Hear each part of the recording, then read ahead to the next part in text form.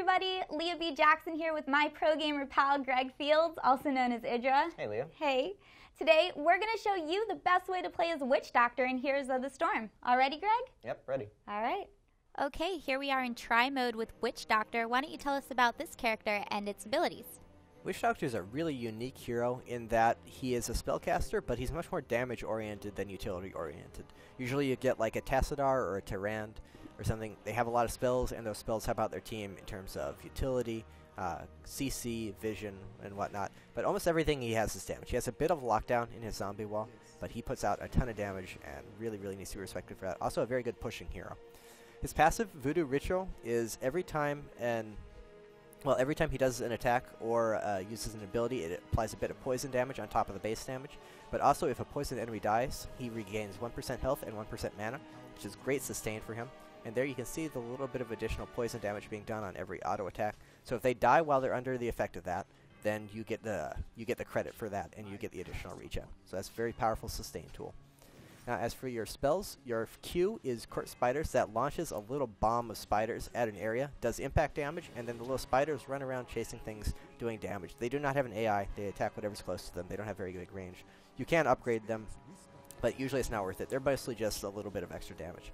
Your W is your lockdown ability of sorts. It's called Zombie Wall, and after a bit of a delay, oh, I actually missed it. After a bit of a delay, it pops up a big wall of zombies that can be kind of difficult to land, so it helps if you have a setup, but not at all impossible. And that's just pretty good. Obviously, it's not like a stun or silence. Your enemies can continue to do things while inside of it, but they are held in place, which is very important for your next ability, which is called Plague of Toads. And what that does is it launches a cone of poison toads, and when they hit an enemy, they explode, doing a pretty significant amount of damage. And now, the reason that that synergizes so well with your W is if you get up close, well, we'll just demonstrate on the tower because it's easy. If you get up close and shoot it, all of the toads hit the tower at once. If you can get it right up close in the narrow part of the cone, that means that you do just an absurd amount of nuke damage if you can hit them up close and personal with those toads. I'm going to run back in lane quick and demonstrate your ultimate. You're going to get Ravenous Spirit. Gargantuan it's just a very underwhelming spell. It's not really worth taking. Ravenous Spirit is not great, but it is reasonably strong, and it just spawns this spirit, and you have to channel it, so you are very vulnerable during the time, and it just runs around slowly. You can't control it. It does damage in an AoE around it to everything that is nearby. As I said, it's not the most impressive thing, but if you have a team locked down, it's a pretty good amount of AoE. It's just good additional damage, just part of your kit. Everything is focused on dealing a lot of damage. That's pretty much all he does. Cool, well now we're going to take a look at his talents. Alright, so now that we've seen Witch Doctor's abilities, which talents should we grab for him to play him effectively? Well, at level 1, you have a couple of options. Blood Ritual increases the regen you get from Voodoo Ritual, and that is usually my go-to. That's a very strong ability, just the additional sustain, double the sustain. Very, very worthwhile. The other option is Bribe. Bribe is great on any kind of utility hero, any kind of hero who doesn't desperately need something else. So if you have no one else on your team is getting Bribe, I'd recommend you get that for sure. And then another bit more like gimmicky, pigeonholed option is Demolitionist that causes your basic attacks to destroy the ammo in the enemy structures. That allows you to push very, very quickly. That falls off very quickly in the late game, but if you do have a very quick push-oriented strategy, and there's some specific descriptions of very well-planned out strategies like this available online, so you can look that up if you want to do something like that. If that's what you're aiming for, Demolitionist is a decent option. Otherwise, get Blood Ritual or Bribe. At level 4, I'm going to recommend you get Poison Enemy. It does an absolute ton of damage, and it synergizes really, really well with Witch Doctor's kit. You have an insane amount of burst damage, and you push really well. So you make almost the ideal split pusher. You want to just sit in lane and spam down waves, get your regen going, put out all of your damage. And having that amount of burst and solo kill potential makes you really, really difficult to deal with, because the enemy doesn't want to just send one person to deal with you, because it's very easy for you to kill them. But if they send 2 or more, then they're putting their own team at a disadvantage. So that really helps your solo kill potential, which is very important for the style Witch Doctor like to play. And then at level 3, tend to get Gidbin. I'm not entirely sure how that's supposed to be pronounced, but it's just a general buff to all of your abilities. Increases the duration, as well as the effectiveness of your passive Voodoo Ritual.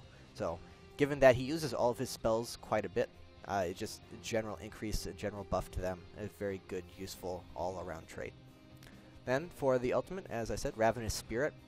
is the better of two not particularly impressive ultimates. Gargantuan is just kind of terrible. It really doesn't do anything at all.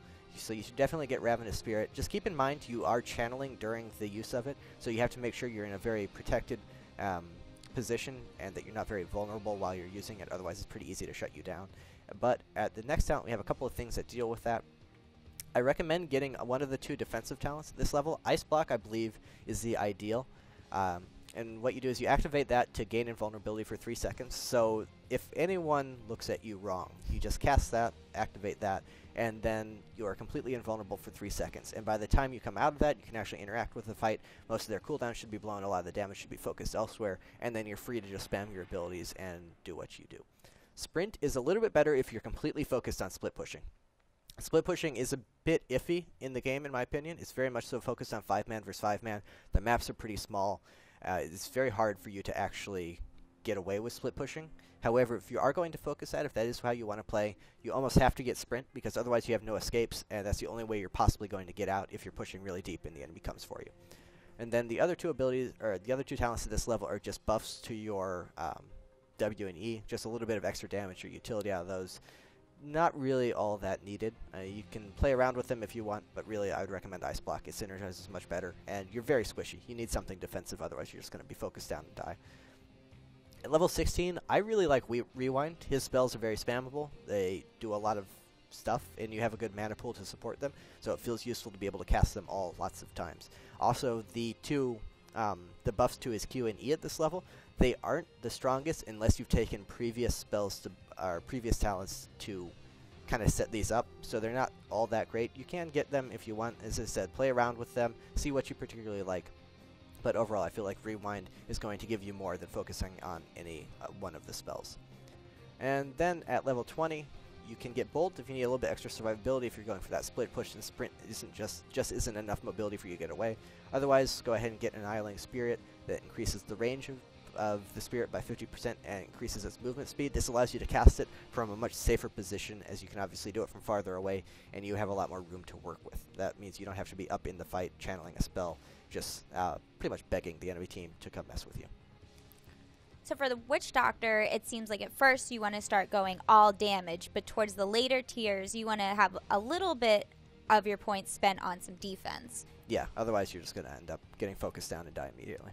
So with this talent build in mind, how would you say that you should play Witch Doctor effectively?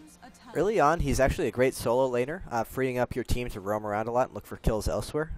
You basically just sit in lane and spam your abilities. It pushes the wave. It does a lot of damage to towers.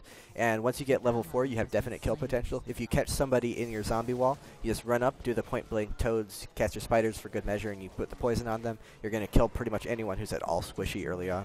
Ton of burst damage, and your kit really lends itself well to split pushing throughout the game because you push so well. You do have that one-on-one kill potential, but the problem is split pushing is very hard to execute in the current meta.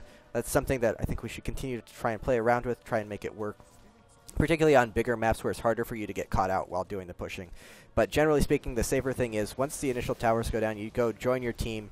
And then in team fights, you just spam out the first wave of your spells. Once you have Rewind, you do 2 waves of your spells. Then you find a safe place to sit, and you channel your ultimate. Try and get as much damage as possible. The only thing is you have to be careful that you're not counterproductive with your zombie wall. It does block teammates as well as enemies, so it's very possible to trap teammates or to block them out of the battle. Important to note, you can drop the zombie wall by pressing W again a second after the cast time. So just be watching. Make sure you do that if it's necessary. But other than that, he's very straightforward. Just use your spells and you do a lot of damage. Really fun, strong hero, but pretty simple. And as for counterplay, he is very, very squishy. And he doesn't have any kind of escape mechanism. So if you can get on him, you can probably kill him.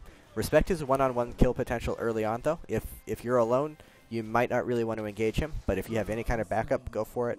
And the thing is, he has pure damage abilities, which makes him very strong early game, but they do not scale nearly as well as right-click damage or as lockdown abilities into the late game. So the longer the game goes on, the smaller impact he really has. He doesn't get a damage upgrade at level 20 for his ultimate. It's just a utility upgrade. So really, early on, you focus him down, try and get him out of fights. Later on, he's harder to kill because he'll probably have Ice Block, but you really don't care that much. He's just not doing nearly as much as other heroes in the fight. So you can kind of afford to ignore him unless he's an easy kill. And there you have it, guys. But remember, this is our best way to play, and we want to hear yours in the comments. Be sure to head over to Greg's Twitch channel for more pro tips, and for everything Heroes of the Storm, stay tuned to IGN.